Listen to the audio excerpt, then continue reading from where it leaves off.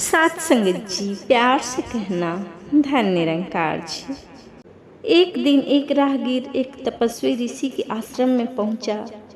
ऋषिवर को प्रणाम करने के बाद दोनों के बीच वार्ता आरंभ हुई। राहगीर बोले, हे देव, मैं बड़ी उलझन में हूँ। समझ नहीं आता कि किसकी पूजा करूँ और किसकी नहीं। मेरा मन कभी इधर दौड़ता है तो कभी उधर।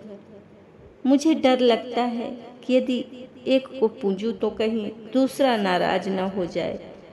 क्या किसी एक को चुनना अनिवार्य है?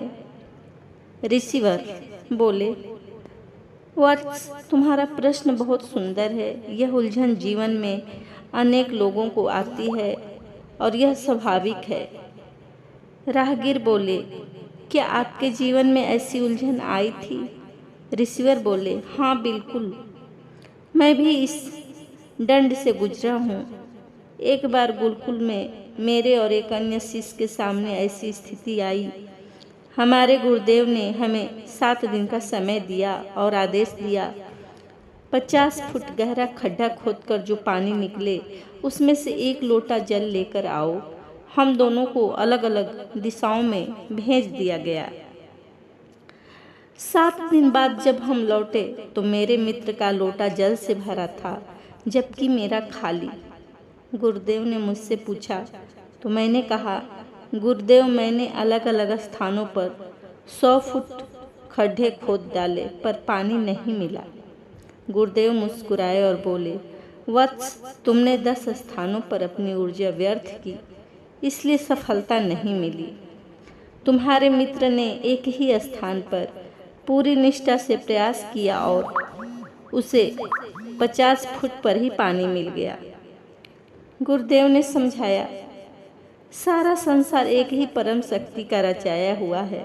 सब उसी की माया है, अलग कोई नहीं है। लेकिन अंतर्मन में एक छवि आवश्यक है। जब आंखें बंद करो तो बस एक ही छवि दिखनी चाहिए। आदर सत्कार सबका करो, किसी का अनादर मत करो, लेकिन निष्ठा एक में होनी चाहिए। उदार बनो, संकीर्ण नहीं, क्योंकि उदारता ही जीवन है और संकीर्णता मृत्यु। जैसे अर्जुन को अपने लक्ष्य पर केवल पक्षी की आंख दिखती थी, वैसे ही तुम्हारा ध्यान एक ही इष्ट पर केंद्रित होनी चाहिए। राहगीर बोले, गुरुदेव, मुझे किसे अपने अंतर्मन में बिठाना चाहिए? गुरुदेव बोले, वत्स, इसके लिए तुम स्वतंत्र है। जो तुझे सबसे अधिक प्रिय हो, जो छवि तुम्हारे आंखें बंद करने पर सहज ही दिखे, उसे ही अपने अंतर्मन में स्थान दे। परंतु याद रहे, आदर सबका करना, क्योंकि सब एक ही परम शक्ति की माया है। राहगीर बोले, हे गुरुवर, कोटि कोटि प्रणाम। अब मुझे अपने जीवन की दिशा मिल गई। इससे यही शिक्षा मिलती है, प्रेम गली अति सांकरी, जामे दो न समाए। एक साधे सब सधे, सब साधे सब जाए।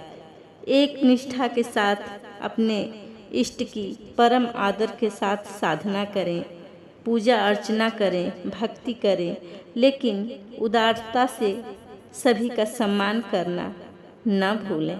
साथ संगत जी, प्यार से कहना धन निरंकार जी।